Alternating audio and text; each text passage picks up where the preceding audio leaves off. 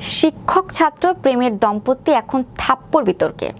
ফ্রান্সের president Emmanuel Macron ও তার স্ত্রী ব্রিজিত ম্যাক্রো আবার আলোচনার কেন্দ্রে। এবার একটি ভিডিওকে ঘিরে যেখানে দেখা যাচ্ছে ভিয়েতনাম সফরে নামার পর ব্রিজিত তার স্বামীর মুখ ঠেলে সরিয়ে দিচ্ছেন। আসলে কি ঘটেছিল সেখানে, বিস্তারিত থাকছে ডেস্ক রিপোর্টে। ফ্রান্সের প্রেসিডেন্ট ইমানুয়েল ম্যাক্রো ও তার স্ত্রী ব্রিজিত ম্যাক্রো আবারও আলোচনার কেন্দ্রে। এবার একটি ভিডিওকে ঘিরে যেখানে দেখা যাচ্ছে ভিয়েতনাম সফরে নামার পর ব্রিজিত তার স্বামীর মুখে ঠেলে সরিয়ে দিচ্ছেন।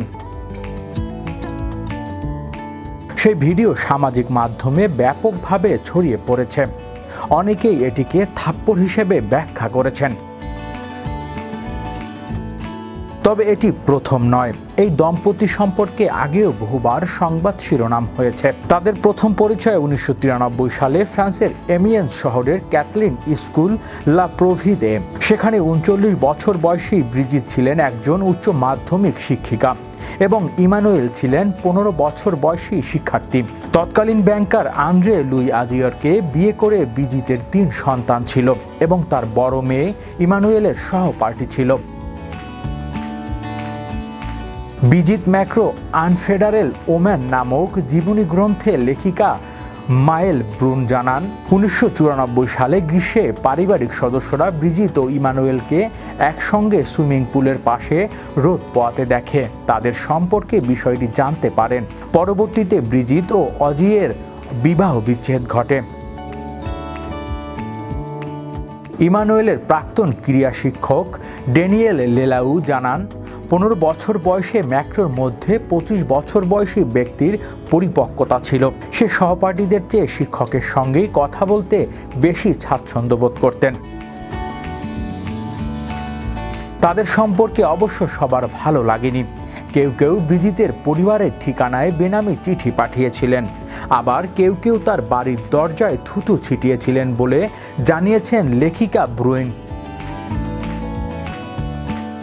তিনি লেখেন, একদিনের ব্যবধানে ব্রিজিতের বন্ধুরা যাদের সঙ্গে ছুটির পরিকল্পনা করেছিলেন তাদের সঙ্গে কথা বলা বন্ধ করে দেয়। পরে ইমানুয়েল প্যারিসে রাজনীতি ও আন্তর্জাতিক সম্পর্ক পড়তে চলে যান। প্যারিসে ম্যাস নামক একটি ম্যাগাজিনকে দেয়া এক সাক্ষাৎকারে ব্রিজিত জানান, তিনি ভাবতেন এই সম্পর্ক দীর্ঘস্থায়ী হবে না। আমার মাথা পুরো গুলিয়ে গিয়েছিল, বলেন তিনি। তবে দূরত্ব থাকা সত্ত্বেও তাদের সম্পর্ক টিকে ছিল।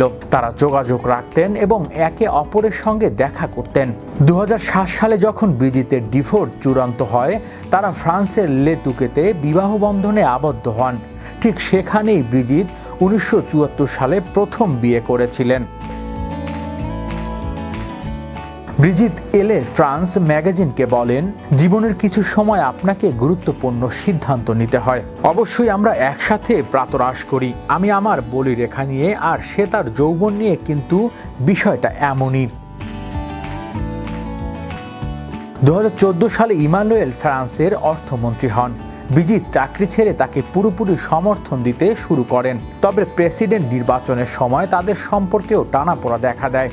সে সময় গুজব ছড়ায় ইমানুয়েল নাকি রেডিও ফ্রান্সের এক প্রধানের সঙ্গে গোপন সম্পর্কে জড়িয়েছেন এবং ব্রিজিত কেবল ঢাল হিসাবে আছেন।